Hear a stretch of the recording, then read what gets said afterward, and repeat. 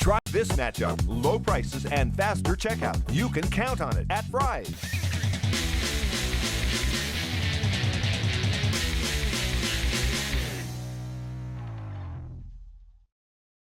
Welcome to the Arizona Wildcats Video Extra, brought to you by Fry's Food Stores.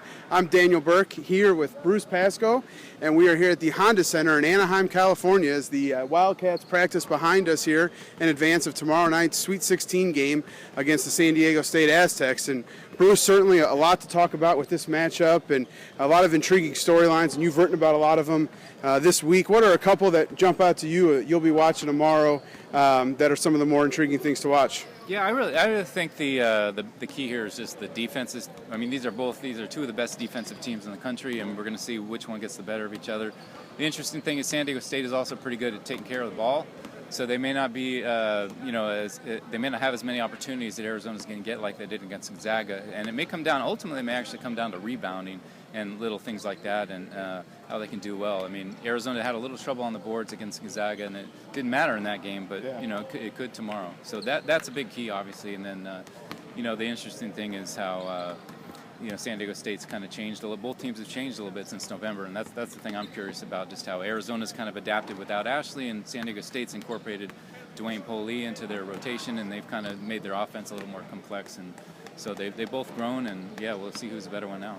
You mentioned November, and these two teams met in Viejas Arena in San Diego earlier this season, and Arizona was in control for the majority of that game. It got close late, and they were able to escape San Diego with a win. And you mentioned this, but how are these two teams different since then, and how different of a matchup will this be than what we saw in November? Well, they still be the same in some ways, that they're both at the core man-to-man teams, really tough defensively, both pretty long and athletic. I think the difference is probably, again, that San Diego State has the Dwayne Polee kind of playing in that rotation more. Apparently they've added a little more wrinkles to their motion offense, a little more complex, try and keep the ball away from you a little bit more and work for a better shot. Granted, they would have done that anyway because it was very early in the season when they played, and they were still growing and introducing a lot of that stuff. And then, obviously, as we've seen with Arizona, just the change over the last month, really, since they lost to ASU, has been unbelievable, the way they pulled out York in the rotation and started him and stretched things out a little bit, and then getting Aaron Gordon so much out of him at the post full-time, where he's really, frankly, the best. That's where he is the best anyway. So a lot of things have gone well for both teams like then, and they've grown, and here we are, Sweet 16.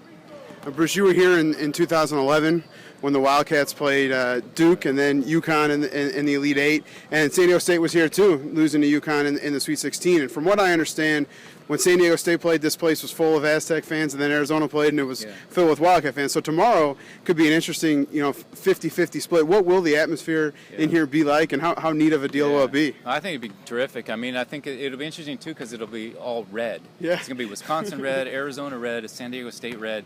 Baylor, I don't think it'll be too many Baylor fans. So there'll be a lot of red in here, and it'll be interesting to see who the Wisconsin fans root for. But if they win, and they stick around for that game. But I think it will be. I think between San Diego State and U of A, I would think it'd be about half and half, because there's a ton of San Diego State fans, and then Arizona travels well. And there's also a ton of U of A alums here in Southern Cal, and they've had a history of coming in here, and it'll be interesting. It's another thing about here at what used to be the Pond and now the Honda Center is, you think about, aside from the championship year, two of the biggest, most memorable games in Arizona tournament history have been here, good and bad. Good being the game against Duke 3 years ago when they just destroyed them, and absolutely nobody saw that coming. And then the bad when they lost to Utah in 1998 in the West Regional Final, and that was a complete shock as well. The defending national champions lost by 25 points, I think, in that game. We're talking to Bruce Pascoe, and this is the Arizona Wildcats Video Extra, brought to you by Fry's Food Stores. And Bruce, Sean Miller raised some eyebrows last week, certainly mine, when he talked about Xavier Thames from San Diego State and said he didn't think there was a better point guard in the country than him, and certainly, or better guard. He didn't say point guard. Yeah. And certainly I think Arizona fans would jump at that and talk about Nick Johnson. But what does make Xavier Thames so good, and how important is Arizona guarding him tomorrow to this matchup? He is, I think, in a way like Nick, he does everything for that team, and that's the key. He's not really a point guard, but he is the point guard. He's also the leading scorer.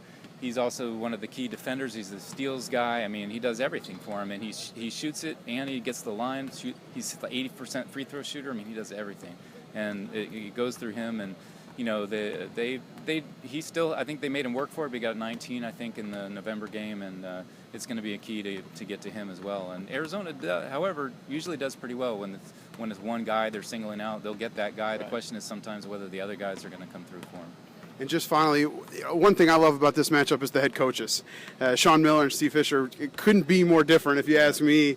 How do you see that shaking out, and what are maybe, you know, Fisher talked, I think, to you on Monday about maybe some things he has up his sleeve defensively and different things he might try against Arizona. How does that shake out, and where do these coaches kind of rank, you know, nationally as among the, you know, the best? Yeah, I think they're both up there. They're just different generations, kind of almost, in a sense that, you know, Steve Fisher's kind of the old guard. He's one of the top coaches of his generation, and you know, everybody's got a lot of respect for him. He's a great guy. He's really outgoing, and you know, I think that's early in his career you saw that personality is why he was known as a recruiter first of anything, and then he sort of evolved into this terrific, well-rounded head coach, which he is now. And whereas Sean Miller, of course, has everything going for him as well. He's just different. He's a little more high-strung. You know, he's also funny, but you don't see it as often as you do with Fisher. They're two different guys like that, but they both have a lot in common, the way their philosophies they believe in, and the way they do things. So, and I think that also shows in how they've agreed to keep playing each other during the regular season, which I think fans like. But those series don't happen if the coaches don't like each other usually. So, as you know. Bruce, great stuff as always. Thanks for chatting.